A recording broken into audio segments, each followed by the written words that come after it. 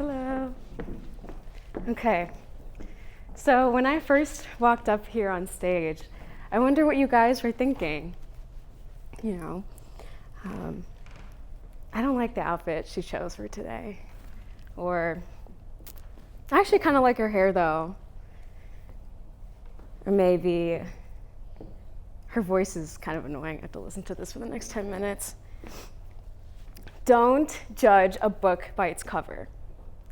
It's a phrase that we've heard so many times that we know so well, but at the same time, not well enough. I used to really struggle with this. I was young and I was stupid, and I still am. But I used to hold these unwavering opinions about people with little to no evidence to back it up. I really like classical music, for example. It's my favorite genre ever. But there was a time in my life where I thought that classical music was the best musical genre ever created.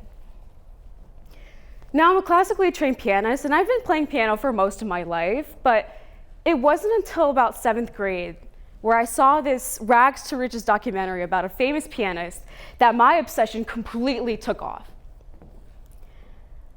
I was learning dozens upon dozens of new pieces.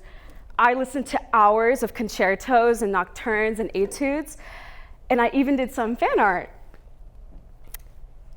I was being a full-on nerd about it, and I wanted everyone to know how much better I was for liking classical music and not pop or rap. Around this time, I actually made a new friend who happened to have the complete opposite music taste to me. His top artists were Kendrick and Juice WRLD, and mine were Chopin and Beethoven. And we even did a Spotify blend, which if you guys know what that is, if you have Spotify, basically Spotify will take both of your playlists, mesh them into one gigantic one, and you get to have a new playlist. And if you could imagine, it was absolutely horrific. So we shared our favorite songs with each other, and when I was listening to his, my initial reaction was confusion. My ears were getting pierced with hi-hats, and it felt like the lyrics were just running away from me. And I couldn't get over that monotonous tone. I mean, how could anyone bear to listen to the same 4 chords and the same 4 instruments the entire song? I didn't get the interest at all. Then I asked what he thought of my music, and thinking that he would comment on the beautiful nuances of the melodies and things like that, he just goes, "It all sounds the same, and it's all boring. I could sleep to this music." So we argued on and on about whose music was better, why is it better, but we ended up sticking firmly to our own judgments. So I kept on with my classical music endeavors, and I was learning more and more pieces, and my mom was loving it. My mom loves to hear me play piano, and she insists on uploading all of my performances onto YouTube and Facebook. And each time she uploads, she asks me for the composer's name so that she can title each video accordingly. Now, if you know anything about European last names in the 1700s and 1800s, you would know that they're not very intuitive to pronounce. But that being said, I figured that after all these years of playing piano, my mom would learn that Beethoven is not a real composer, nor is that anyone's real name. So I told a friend about all my mom's funny mispronunciations, and I saw he got a little kick out of Beethoven. So I kept going, and I was like, yeah, you know, she can't even say Rachmaninoff. And he kind of just stares at me blankly, and he's like, "What did you just say? What was that name? What? Rock what?" And he just completely laughs in my face. "Oh my God, you're making fun of your immigrant mother for not being able to say Rachmaninoff?" And that's when I realized my embarrassing mistake. I started to feel a moral clash about how I was labeling music and how I was labeling people with such little to back it up. And I realized I really needed to do something about this so that I could appraise people more fairly, and that's so I wouldn't make such a fool of myself. And at first, I tried to make myself feel guilty for it. I tried to make myself feel guilty for not having all these different perspectives on everything ever. But if you would know that making yourself try to feel guilty while trying to remove a behavior, you would know it's not very effective at all. And that's when I had an epiphany in high school when I was taking a psychology class. And we learned about something that was called the fundamental attribution error. The fundamental attribution error is defined as a cognitive bias where people tend to overemphasize someone's disposition and downplay situational influences that might make them the way that they are.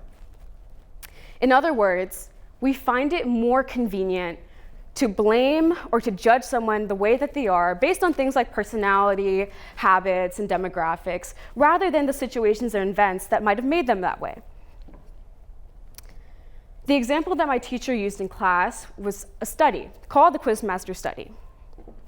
And in the study, participants were randomly assigned to be either the quizmaster, a contestant, or an observer. The quizmaster was responsible for creating these very, very difficult questions to which they only knew the answer to. And the contestant had to try their best to try and answer these questions. And all the while this game is happening, the observer is watching the interaction between the quizmaster and the contestant. Now, at the end of the study, the observer was asked to rate the intelligence of the quizmaster and the contestant. And remarkably enough, the observer rated the intelligence of the quizmaster to be higher than that of the contestant, obviously not knowing that the quizmaster is the one who made those questions. And if you can see here, the error that they made here is that they attribute the intelligence to internal factors rather than external ones.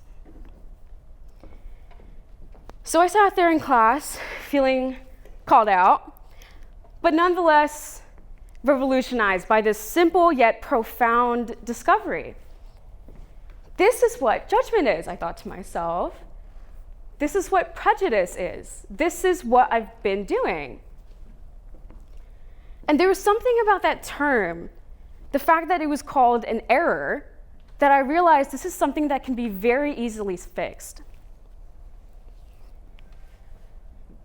So I decided to change my perspective on music, stop having that tunnel vision only for classical music and start exploring outside of that. So I decided to start with my friend's favorite genre, rap, and give Kendrick a second try. So I sat down with Kendrick and I listened to all of his top songs. And as I was really listening this time, I found myself actually enjoying the music. Not only was I wrong about that monotonous tone, which I just realized the instrumentation and the harmonization were perfectly layered to fit the theme of the song. I wasn't even paying attention to the lyrics before. I mean, it was genius. What he was curating was an entire story. Dare I say, it might be even comparable to the prowess and defiance of a Beethoven sonata. And I even stopped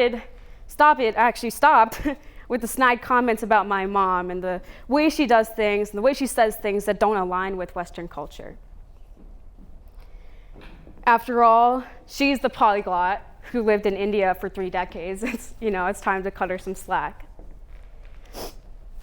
Now, my revelation might seem so elementary to you all, just as don't judge a book by its cover has entirely lost its meaning. But if you think about how much it actually took me to get there, to actually realize that this is something that can be fixed. It took years of embarrassing myself in front of many people, assuming many things about people wrongly. And it took a psychology class to tell me directly that this is an error and this is something that can be absolutely changed. Now, I urge you all, before you blame the professor, before you call that idea stupid, before you say that she had it coming, I urge you all to think to yourselves, how can I see this from a different perspective? Thank you.